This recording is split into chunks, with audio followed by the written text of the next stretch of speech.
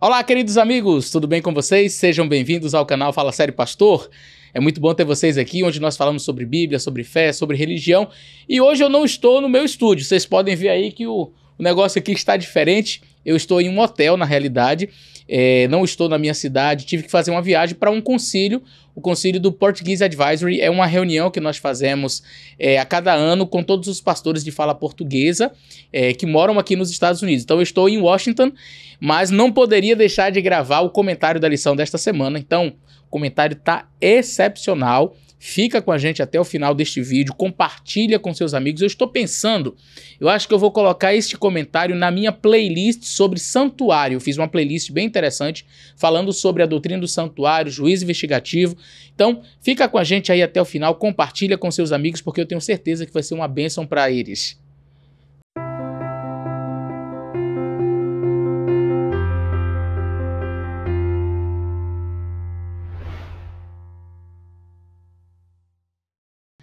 Muito bem, amigos, como vocês já sabem, nós estamos estudando a lição da Escola Sabatina com o tema O Grande Conflito. E nós vamos falar hoje sobre um assunto assim muito especial, a lição número 8, que vai falar exatamente sobre essa questão do juízo investigativo. Eu estou aqui com a lição e nós vamos estudar o tema à luz do santuário. Eu escrevi os comentários da lição da Escola Sabatina para a Casa Publicadora Brasileira, está no site. Você pode, inclusive, todo esse conteúdo que eu estou transformando em vídeo, está escrito no site da Casa Publicadora Brasileira. Então você pode baixar o PDF, você pode, enfim, entrar ali, ler, guardar esse material com você. Mas eu quero então apresentar este assunto que é tão especial, tão importante, o tema do juízo, o tema do santuário. Então, acompanhem comigo. Muito bem, meus amigos, como mencionei a princípio, o tema da lição desta semana, o título é Luz do Santuário. Algumas pessoas, por desconhecerem as crenças fundamentais dos adventistas do sétimo dia, afirmam que o juízo investigativo, por exemplo, é uma crença sem amparo bíblico e que deriva das posições e dos escritos de Ellen White. Isso está muito longe da verdade, revela em grande medida, além de um desconhecimento da nossa doutrina, um desconhecimento das profecias de Daniel e também do Apocalipse, bem como da tipologia do santuário e seu cumprimento. Um estudo sério, analisando todos os aspectos que envolviam os rituais tipológicos do santuário no Antigo Testamento, mostrará que Cristo, em seu ministério terrestre, por meio de sua morte e ressurreição, bem como seu ministério sacerdotal no santuário celestial, é quem cumpre toda essa tipologia. Nele, em Cristo, a sombra encontra a realidade e, ao encontrá-la, ela atinge o seu ápice. Vamos então para o embasamento bíblico acerca da doutrina do santuário. Um dos argumentos mais comuns que alguns fazem contra a Igreja Adventista do sétimo dia, quando se fala da doutrina do juízo investigativo, é de que tal doutrina não encontra apoio na Bíblia, pois uma vez que Deus é onisciente, que necessidade teria de fazer um juízo de investigação, já que Deus sabe tudo, para que investigar, né? Se Deus sabe todas as coisas, por que ele tem que investigar algo? Ora, o juízo feito por Deus busca estabelecer uma base legal que demonstre publicamente para todo o universo que o veredicto que ele dará é justo e verdadeiro. É uma questão de transparência da parte de Deus. Não que ele necessite disso, mas é assim que o Senhor age. Outro ponto importante a ser destacado é a oportunidade oferecida ao pecador para que se arrependa de seus pecados e seja salvo em Cristo. Há exemplos claros na Bíblia de que prefiguram as ações de Deus no estabelecimento de um juízo investigativo. Adão e Eva, por exemplo. Logo após o pecado, Deus visitou os nossos primeiros pais e clamou no jardim: onde estás? Não foi assim? Adão respondeu: ouvi a tua voz no jardim e porque estava nu, tive medo e me escondi. E Deus continuou: quem lhe disse que você estava nu? Você comeu da árvore da qual ordenei que não comesse? Todo esse diálogo está relatado em Gênesis 3, 9 a 11. Chama a atenção. Esse diálogo ele chama a atenção porque claramente nós temos ali um juízo investigativo. Deus não sabia onde Adão estava? Ele tinha perdido a onisciência? Deus não sabia se Adão tinha comido do fruto ou não? Se Deus sabe todas as coisas e, portanto, sabia exatamente onde Adão estava, bem como sabia que ele e Eva haviam comido do fruto, por que Deus fez tais perguntas? Onde estás? Comeste do fruto? A resposta é simples. Deus fez aquela investigação, este pequeno juiz investigativo, uma pequena amostra de um juiz investigativo, para dar a Adão e Eva a oportunidade de confessarem o seu pecado e se arrependerem. Quer ver outro caso? Caim e Abel. Caim matou Abel, seu irmão. Logo depois desse fato, Deus visitou Caim e perguntou: onde está Abel, teu irmão? A resposta de Caim foi bastante atrevida ao retrucar ao Senhor: não sei, por acaso eu sou guardador do meu irmão? Deus mais uma vez questionou: o que você fez? Ora, Deus não sabia o que Caim tinha feito? Por que perguntou onde estava Abel e o que Caim tinha feito? Por sua onisciência, Deus sabia exatamente o que Caim havia feito, mas estava dando a ele a oportunidade de se arrepender e confessar o seu pecado. O juízo investigativo realizado pelo sacerdote em Israel, todos os anos, aquele que prefigurava o verdadeiro, tinha um objetivo similar. Qualquer pessoa que nesse dia, diz o livro de Levítico capítulo 23, verso 29, qualquer pessoa que nesse dia não se humilhar será eliminada do seu povo. Claramente o povo deveria estar em contrição e buscando o perdão e a aceitação divina nesse dia. O mesmo se dá no ritual antitípico que ocorre no céu, onde o sumo sacerdote é o Senhor Jesus. Ele pleiteia em nosso favor, dando a nós a oportunidade de arrependimento e confissão de pecados. E como deveríamos nos portar diante de tal acontecimento celestial? Da mesma forma como o povo de Israel se comportava no ritual do dia da expiação. Falando um pouco mais sobre esta questão de sombra e realidade. Era necessário, portanto, que as figuras das coisas que estão nos céus fossem purificadas com tais sacrifícios, mas as próprias coisas celestiais requerem sacrifícios superiores àqueles, porque Cristo não entrou em santuário feito por mãos humanas, figura do verdadeiro santuário, porém, no próprio céu, para comparecer agora por nós diante de Deus. Hebreus capítulo 9, versos 23 e 24. O texto de Hebreus é claro em nos apresentar alguns pontos. Vamos lá. Há um santuário no céu, não feito por mãos humanas, mas pelo próprio Deus. Fato, não se questiona, há um santuário no céu. O livro de Hebreus é claro. Cristo é nosso sumo sacerdote nesse santuário celestial. Era necessário que o santuário no céu fosse purificado, o texto também é claro quanto a isso. Ao construir o santuário terrestre, Moisés fez conforme o modelo que Deus lhe havia mostrado. Hebreus confirma que há um santuário no céu. O livro do Apocalipse confirma em diversos momentos a presença de um santuário no céu, pois ele cita os móveis do santuário, por exemplo. Você tem os 7 candeeiros de ouro, Apocalipse capítulo 1, verso 12. Você tem o altar de incenso, Apocalipse capítulo 8, verso 13. A arca da aliança, Apocalipse 11, verso 29. Esse último texto do Apocalipse fala claramente da existência de um santuário no céu. Em Apocalipse 11, 19 diz assim: e abriu-se no céu o templo de Deus, e a arca da sua aliança foi vista no seu templo. E houve relâmpagos e vozes e trovões e terremotos e grande saraiva. Há, portanto, um santuário no céu. Nesse santuário, Cristo é nosso sumo sacerdote, e como sumo sacerdote, ele cumpre no céu aquilo que foi prefigurado na terra por meio do ofício sacerdotal diário e também no dia da expiação. Assim como havia a purificação do santuário terrestre, também havia necessidade da purificação no santuário celestial, conforme apresentado em Hebreus 9, versos 23 e 24, que eu li a princípio. Agora vamos falar um pouquinho sobre o juízo dos justos e dos ímpios. Biblicamente, não há juízo que se realize por ocasião da volta de Jesus. Em 1 Tessalonicenses capítulo 4, versos 16 e 17, nós lemos assim: porque o mesmo Senhor descerá do céu, dada a sua palavra de ordem e ouvida a voz do arcanjo, e ressoada a trombeta de Deus, e os mortos em Cristo ressuscitarão primeiro. Depois nós, os vivos, os que ficarmos, seremos arrebatados juntamente com eles entre as nuvens, para o encontro com o Senhor nos ares, e assim estaremos para sempre com o Senhor. Ou seja, por ocasião da segunda vinda de Jesus, haverá a ressurreição dos justos, aos quais se unirão aos justos vivos. Todos os salvos serão arrebatados para o céu. Os ímpios que estiverem vivos serão mortos, conforme 2 Tessalonicenses capítulo 2, verso 8, que diz: então será revelado o iníquo, a quem o Senhor Jesus matará com o sopro de sua boca e destruirá pela manifestação de sua vinda. O Apocalipse diz que haverá um período de 1000 anos entre a ressurreição dos justos e dos ímpios, e durante esses 1000 anos os salvos estarão com Cristo no céu, sendo sacerdotes e julgando os que não foram para lá, naturalmente, não é? Ao passo que os ímpios, eles estarão mortos.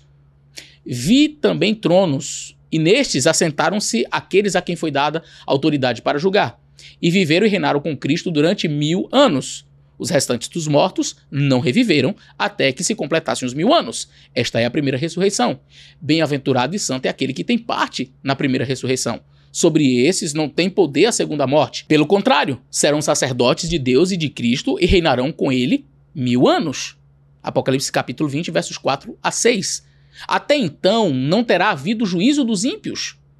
Eles terão experimentado apenas a primeira morte, que não é a morte eterna, e estarão aguardando o momento em que serão julgados e sentenciados. Após os 1000 anos, os ímpios serão novamente ressuscitados, e agora sim haverá o julgamento deles, bem como a sentença de morte eterna. Diz o texto bíblico: vi um grande trono branco, e aquele que está sentado nele. A terra e o céu fugiram de sua presença, da presença dele, e não se achou lugar para eles. Vi também os mortos, grandes e pequenos, que estavam em pé diante do trono. Então foram abertos os livros. Ainda um outro livro da vida foi aberto. E os mortos foram julgados segundo as suas obras, conforme estava escrito nos livros. O mar entregou os seus mortos que nele estavam. A morte e o inferno entregaram os mortos que neles havia.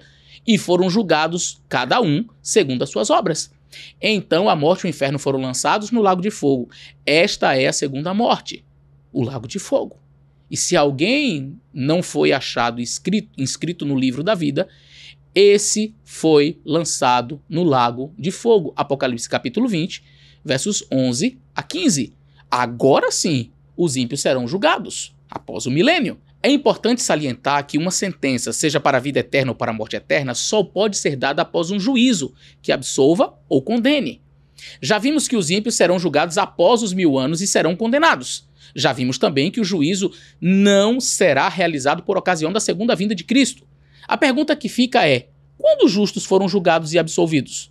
Se eles recebem a recompensa na segunda vinda de Cristo, é óbvio concluir que eles foram julgados anteriormente. Quando? A Bíblia responde: continuei olhando até que foram postos uns tronos, e o ancião de dia se assentou. Sua roupa era branca como a neve, e os cabelos de sua cabeça eram como a lã pura. O seu trono eram chamas de fogo, e as rodas do trono eram fogo ardente. Um rio de fogo andava e saía diante dele. Milhares de milhares o serviam, e milhões de milhões estavam diante dele. Foi instalada a sessão do tribunal, e foram abertos os livros. Eu estava olhando nas minhas visões da noite, e eis que vinha com as nuvens do céu alguém como filho do homem. E ele se dirigiu ao ancião de dias e o fizeram chegar até ele. Daniel 7, versos 9, 10 e 13. Nesse texto nós temos uma cena de juízo. Atente para as diferenças entre esse juízo que está ocorrendo em Daniel 7 e o juízo que ocorre em Apocalipse capítulo 20. Como vocês podem ver nesta tabela que está na tela, nós temos um comparativo entre a cena que está ocorrendo em Daniel capítulo 7 e Apocalipse capítulo 20.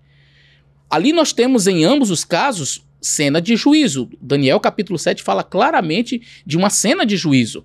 E ali nós temos então o juízo que ocorre no céu sem a presença de seres humanos em Daniel capítulo 7. Apocalipse 20, o juízo ocorre na terra, onde todos os ímpios são julgados.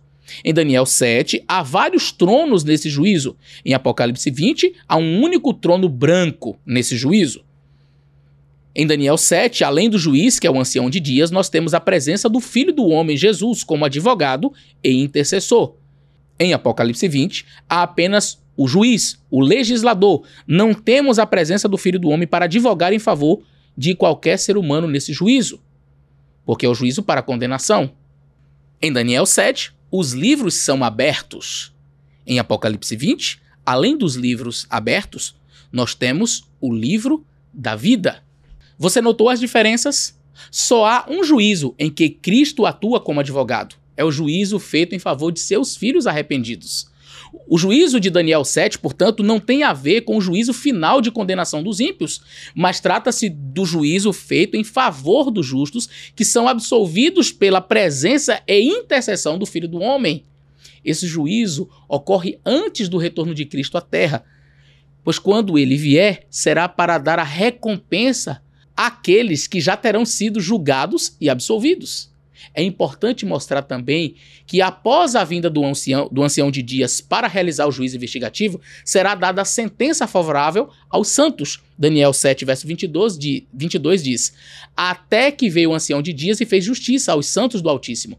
E veio o tempo em que os santos possuíram o reino. Percebe que tem que ver com os santos? Quando isso será cumprido? O Apocalipse fala sobre o tempo em que os santos terão recebido o reino e reinarão com Cristo. Vi também tronos, e nestes assentaram-se aqueles a quem foi dado autoridade para julgar, e viveram e reinaram com Cristo durante 1000 anos. Serão sacerdotes de Deus e de Cristo e reinarão com ele 1000 anos. Apocalipse capítulo 20, versos 4 a 6. Ou seja, entre o período que os justos em que os justos são julgados e recebem a recompensa da vida eterna, e o período em que os ímpios serão julgados, há um tempo de 1000 anos, em que os santos receberão a incumbência de participar do juízo dos ímpios durante os 1000 anos, isso aí é chamado juízo de comprovação. Os santos saberão durante o milênio as razões pelas quais muitos que eles acharam que estariam no céu não estarão. Os santos julgarão até mesmo os anjos. Vocês não sabem que havemos de julgar os próprios anjos? Quanto mais as coisas desta vida. 1 Coríntios capítulo 6 e o verso 3. Então, recapitulando. Para que seja dada a sentença de vida ou morte, é necessário haver julgamento antes. Como na segunda vinda de Cristo nós não encontramos em nenhuma passagem bíblica uma cena de juízo, é óbvio concluir que esse juízo ocorrerá antes e com a presença de um advogado que os inocentou, ou seja, um juiz investigativo conforme é apresentado em Daniel capítulo 7. Segunda coisa, com a volta de Jesus, inicia-se um período de 1000 anos em que os santos reinam com Cristo e participam do juízo dos ímpios, conforme Daniel 7, verso 22, 1 Coríntios 6, verso 3 e Apocalipse capítulo 20, versos 4 a 6. Esse é o juízo de comprovação. Após o milênio, os ímpios são ressuscitados e são julgados diante de um trono branco sem a presença de um advogado. São então sentenciados à morte eterna. E esse será o juízo de execução. Concluindo, nós não temos a necessidade de temer o juízo que está em andamento, pois nós temos um advogado junto ao Pai, que intercede por nós. Se nós nos entregarmos a Ele, se confessarmos os nossos pecados, Ele é fiel e justo para nos perdoar os pecados e nos purificar de toda a injustiça, conforme 1 João, capítulo 1 e o verso 9. Não podemos dizer, sou sem pecado, até que seja transformado este corpo abatido para ser igual ao corpo de sua glória. Se, porém, procurarmos constantemente seguir a Jesus, pertence-nos a bendita esperança de ficar em pé diante do trono de Deus, sem mácula, sem ruga, nem coisa semelhante, completos em Cristo, envoltos em sua justiça e perfeição. Sign of the Times, 23 de março de 1888. Que Deus abençoe você. Eu faço votos de que você esteja preparado para a volta de Jesus e não tema o juízo, não fique preocupado, meu nome está passando diante do Senhor. Nós temos um advogado que intercede por nós e ele nunca perdeu uma causa. Deus abençoe você, um grande abraço e até o nosso próximo vídeo.